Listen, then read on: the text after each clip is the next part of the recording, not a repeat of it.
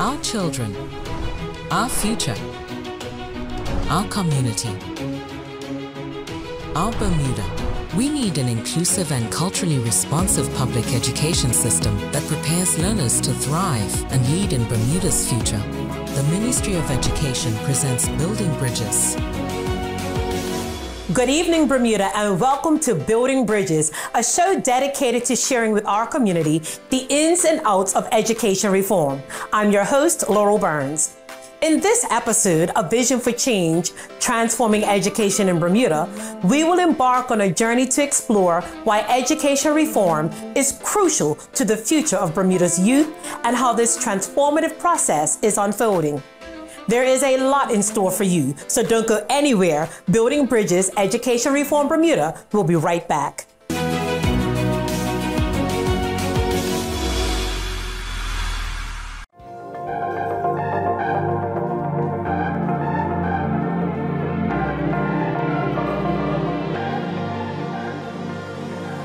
This is Education Reform Bermuda. I am proud to be a part of the team that is working to shift the educational system to address the needs of our young people now. I'm honored to be a part of the team that developed the new graduation requirements to ensure that students who leave the Bermuda public school system with the Bermuda Signature School Diploma will have the necessary skills, experience, knowledge, values, and relationships for them to be successful in employment and for them to be successful upon entering colleges and universities. This is Education Reform Bermuda.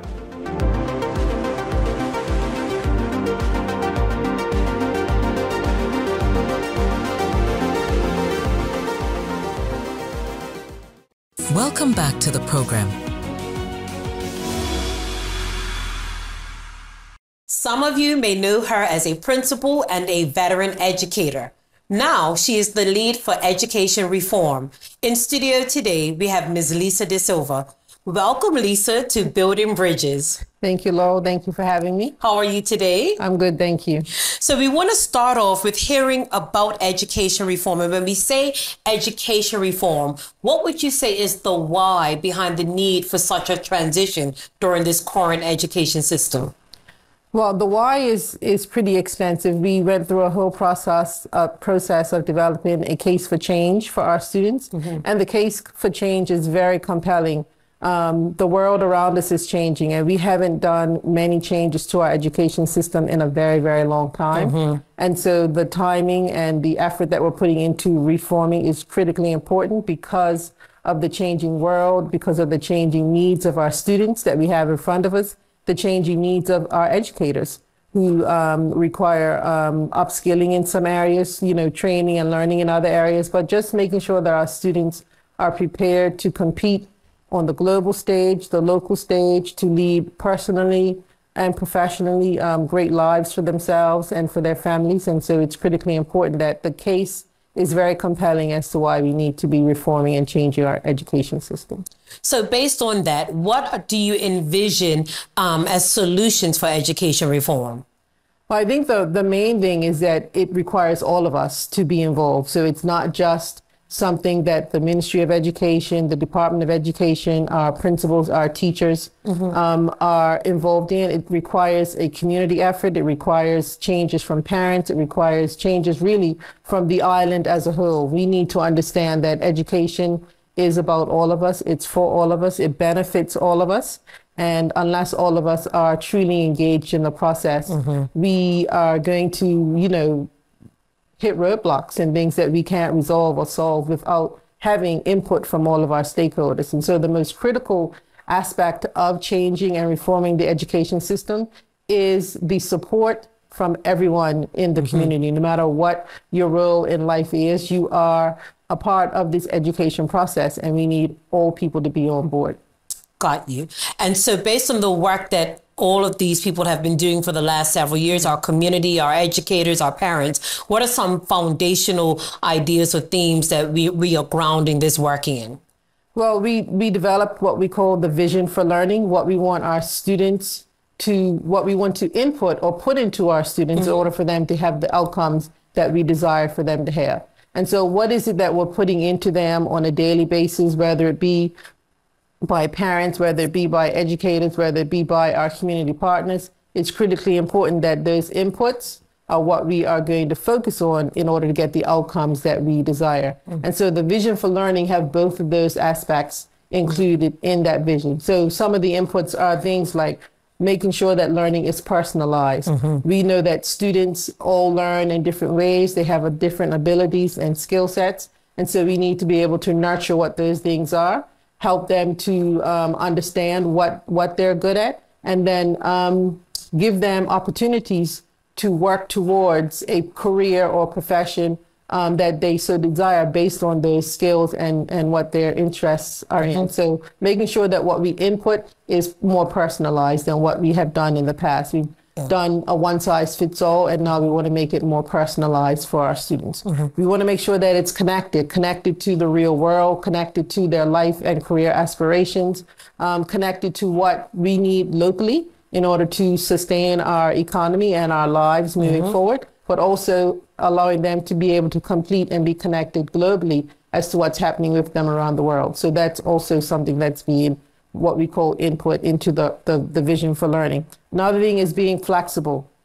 We know that children are faced with various things in their lives when they're not only at home, but also in school. We need to be able to have the flexibility to adhere or to make sure that we can give them what they need based on where they are in that life process. So flexibility, what they need during the school day, et cetera, has to be a part of what we input into them. Another one is making sure that they're empowered to make choices. A lot of times they have not had the opportunity to make choices for themselves. So how do we empower them to make choices based on their life, their career, and their aspirations for themselves? So what would some of the outputs be based on what we've put into them? Sure. So an output would be that they are adaptive. Being adaptive to everyday situations, being adaptive to the ever-changing world, the rapid pace of the changes. We know artificial intelligence, things of that nature are a big factor in how we engage with our students and in the world moving forward. And so can they adapt? How fast can they adapt to the changes that they're going to encounter on a daily basis? Another one is being innovative. We have seen from the COVID pandemic that innovation flourished during that time because people had to find alternative ways in order to sustain, make money, et cetera. And so can they be innovative? Can they, make sure that they are people who can adapt and change but innovate at the same time? And so making sure that is an outcome from what we're doing for them. So based on all of that, I mean, and that's a lot of work that's involved, and I know there's a lot more to the vision for learning, but I want us to just touch on that. In reform and transformation, it doesn't come without challenges. So can you just touch on a bit of challenges and then more importantly, how we're overcoming some of those challenges? Sure. So challenges, one of them, unfortunately, is that we don't have enough people involved. And so we want more people from whatever walk of life they come from to get involved with a school transformation team. If there's a particular skill set, for example, we have the signature learning programs that are very specific as far as STEM at Cedar Bridge, trades and professions. And then at Berkeley, we have health and social care and financial and insurance services. And so it's really critically important that we have more people involved in the transformation process that bring different ideas, that bring different things to the table that we can consider. So I would say that is definitely a challenge. Another challenge is that not everyone has bought into or has been keeping up with what we want to do as far as making the transformation and change. And so there are a lot of myths out there that we have to continuously debunk. But we need people to really find the facts first before they, make statements or do things like that. So a challenge is making sure that we're getting as much information out there as possible, communicating using channels that people access or use in order to get their information, and making sure that the information is actually factual information and not, things that are really not true that's happening. The conversation will continue in a moment. Hey Bermuda, are you ready to make a difference in our young people's lives? The Education Reform Unit is on the lookout for passionate educators and community champions just like you. Join our school transformation team and be a part of revolutionizing public education in Bermuda.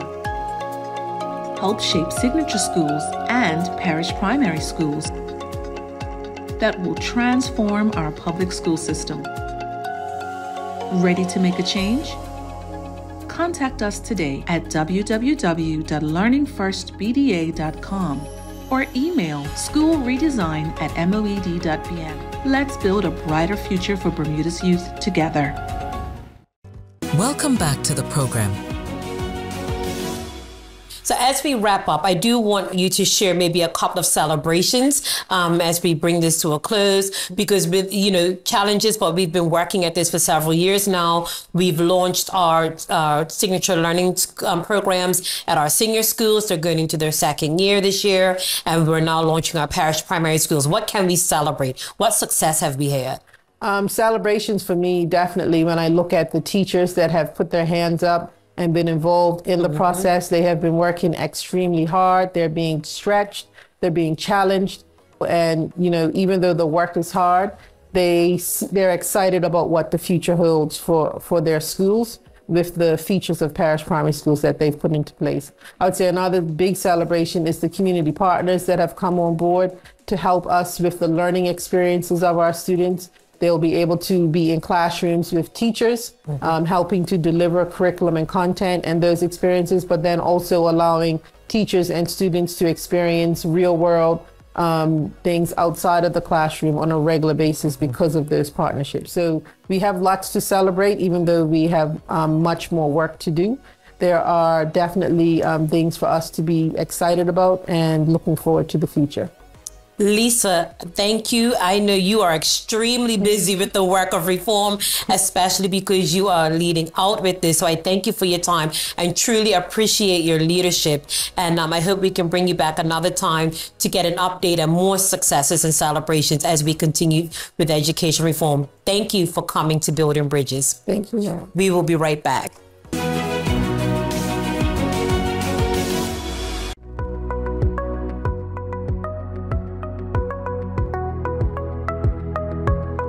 What it takes to prepare for a new school year, the work begins July. So after graduation season, we go right into postmortems and preparing for the new school year, from scheduling to executive calendar to first day prep to waiting for those results to come in during August, analyzing data. It's a lot of work to get ready for 120 plus staff members and nearly 600 students. We were ready. The facility gets an overhaul. It was pristine, it was ready. Our teachers were ready. It was a great return. First day is back. However, it takes a lot of work to get to that place. And I think persons don't realize that we work all summer. Literally, I had 10 days off. But I love the work, I'm passionate about the work, and we cannot open successfully without the summer work.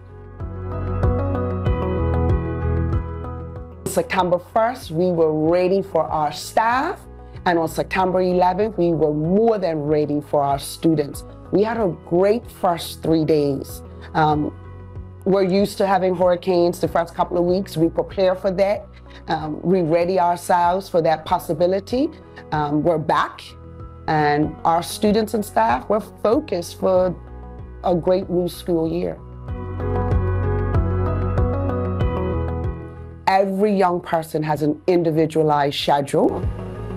We have to make sure the teachers are scheduled, that our facility is ready, that if it's any training that has to take place for our teachers, resources, cleaning the facility, basically preparing for our new students. So we have orientation in August, have students on campus. Literally, the summer session feels like a regular day in school life.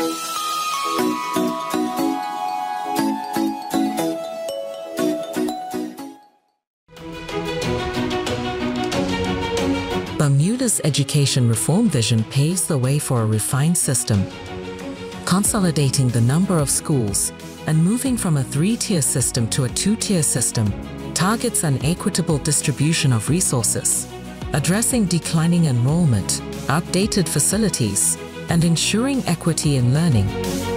This is a strategic step towards modern, inclusive education. This transformation will enable personalized educational experiences for all students, fostering an environment for improved achievement and success. Leading the Department of Education is Mrs. Kalma Richards, the Commissioner of Education, who, along with her team, has the mammoth task of providing support for both students and teachers as the reform process unfolds. As we consider what has been taking place for the system as we engage in education reform, in summary, I would say that we are engaging in what I consider to be extremely important work to change what we offer and what we do for our children, to incorporate better and best practices, evidence-based practices in our classrooms, ensuring that the learning environments support what teachers need to do in terms of delivering for children. So it is important work. It's great work as we look to transform and reform how we deliver education for Bermuda's children. One of the other things that I would underscore is that we are looking to ensure that we provide more equity across our schools, looking to ensure that our resources are based more on student demographics rather than the traditional way that we have deployed our resources. As education reform progresses, Commissioner Richards and her team know that a smooth transition is critical as teachers and students adjust to their new school environment. So once the announcement has been made that the school will close, then department officers begin to just kick right in and start working with the school leader, with the school staff, and with parents to execute what we call a transitional plan. Our main goal is to ensure that our students have a really smooth transition to the schools to which their parents would like for them to attend. And so the conversations actually start with parents who know their children well, who know what's best for them. And so our officers will meet directly with parents to listen to their concerns, to listen to their views, and then use that information as we begin to sort of step out what will happen with children. We have to consider the spaces at other schools, and so parents are made aware of the availability of enrollment spaces. Parents of children who have special needs, those parents are actually pulled together. So there's a separate group, separate meeting with those parents so that we can hear firsthand in terms of their concerns, but also so that the team can share the process that they will use to transition children. But for all children, the leaders of the building begin to develop profiles for the children in terms of their academic strengths, maybe their areas for improvement, what their interests are, so that when they meet with the principals and teachers of other schools, the children, they have some advanced information in terms of the children who are coming into them. And then the teams will actually determine what activities are appropriate for the children. So those children at Heron Bay actually had an opportunity in advance to go to the schools that they were going to attend in September and to start connecting with the teachers, connecting with the principal, connecting with their classmates, so that when September came along, they could just slide right in and be comfortable with their environment. So for all children, we want to focus on their social emotional needs. So transitioning from one school to the other can bring concerns for children. They'll worry about the fact that they've got to leave some of their friends. They're leaving an environment that they are familiar with. But particularly children with special needs will have what we call individual education plans. And so the team members will work specifically with parents with teachers at the receiving schools to help them to be very clear about not only the educational plans, but there may be specific social emotional needs of the children. There may be other needs that have to be met in terms of those students. So for the special needs children, it's drilling down even more to the final details around all of the things that they might need, including their transportation, transportation needs, and so any counseling needs, etc. So those aspects are also looked at as well.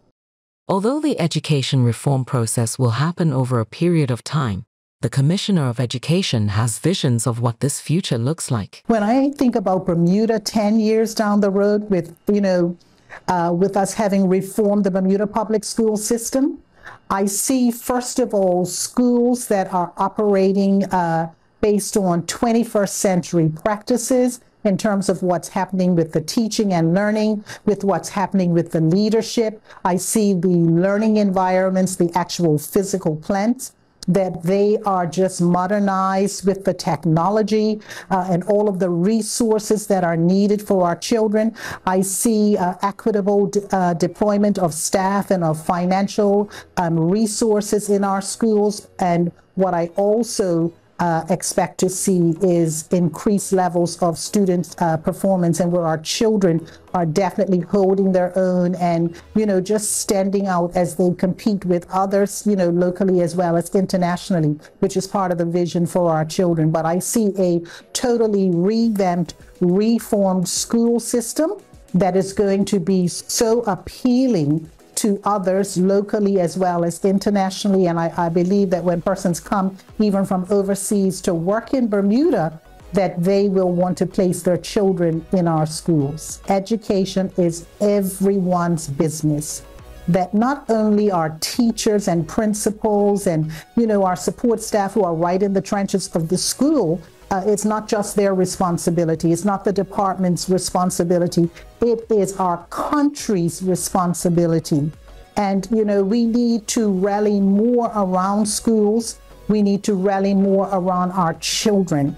And so I would really like to see this island, to see Bermuda, in spite of the challenges that we may have in education, I would like to see this coming together and this rallying for the sake of children to ensure that they receive the best education possible, because the educational experiences at primary and at the secondary level will prepare them for their futures, will prepare them for post-high school learning experiences, but ultimately prepare them for life. And what we do in our schools will impact the quality of life of our young people. And I think our community needs to be mindful of that. And regardless of what our positions are and our views and our opinions are, children have to be the centerpiece of whatever we think about on this island. And there must be a rallying together to ensure that they get the best in terms of everything connected with education. Preparing for the transition, we must consider the needs of teachers and assure that they are well supported. Commissioner Richards stresses the importance of assisting educators through this journey. When we work with our staff who have to transition to new schools, and we actually bring them together as a group, we outline the process that we would like to follow with them, and then that process begins with one-on-one meetings with staff. We want to hear their concerns. We want to hear what they're interested in doing as a result of the transition. We are very open with them. We share what the availability of jobs are at the various schools so that they can take that into consideration as they deliberate. We follow up with them from those meetings, and then we continue to follow up if there are questions. And then when the time comes for them to select or to indicate what the preferences are in terms of where they would want to be placed, we present them with those options, and we do our best to meet their request if we certainly can. But the support is there for them. We have officers who are dedicated to going out to the schools, to connecting with the teachers who have to transition, to do our best to meet their needs. We really want to ensure that both, staff groups and students groups, their needs are met along that process as they prepare to transition to new schools.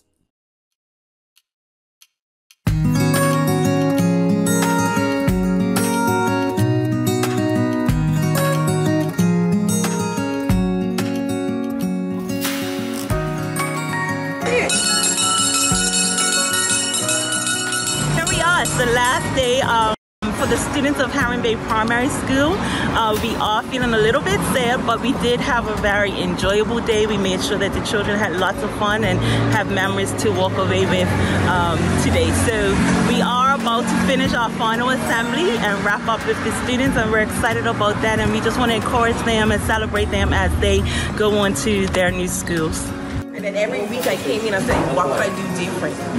What could I do different to improve them? Not even me, because it wasn't about me. Yeah, it wasn't about, it's not about me, so it was about what could I do to make them better. I'm hopeful, just with the transition that's happening, period, in the educational system. It's a little bit sad because we were gaining a lot of traction here at Haring Bay, but we do understand that this is a part of the process, and be hopeful that things will work out for the best.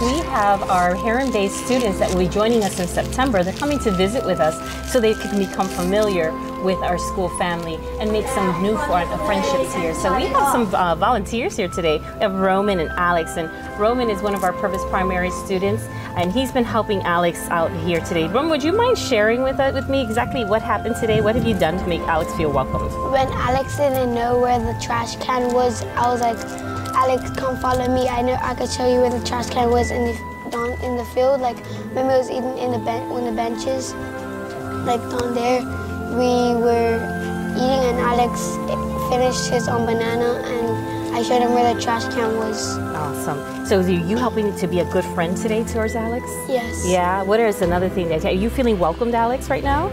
Yeah. Some things that you noticed today that you liked. Tell me. I made a few friends.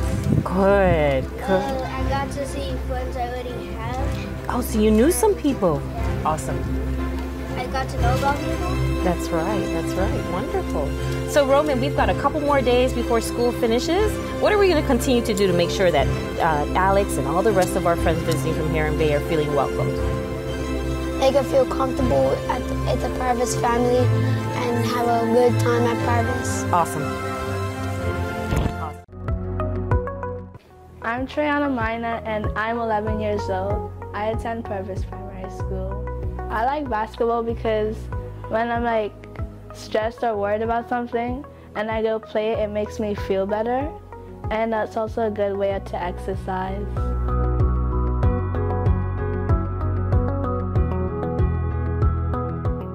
Parish Primary Schools, we're gonna have 2 extra grade levels, which are P7 and P8.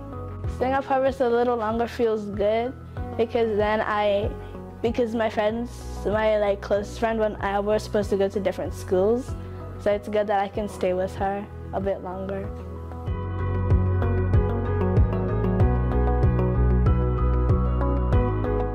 I'm excited about the P Art Studio, which is a place where you can express, you can make YouTube vlogs, which can help you express your feelings to people around the world.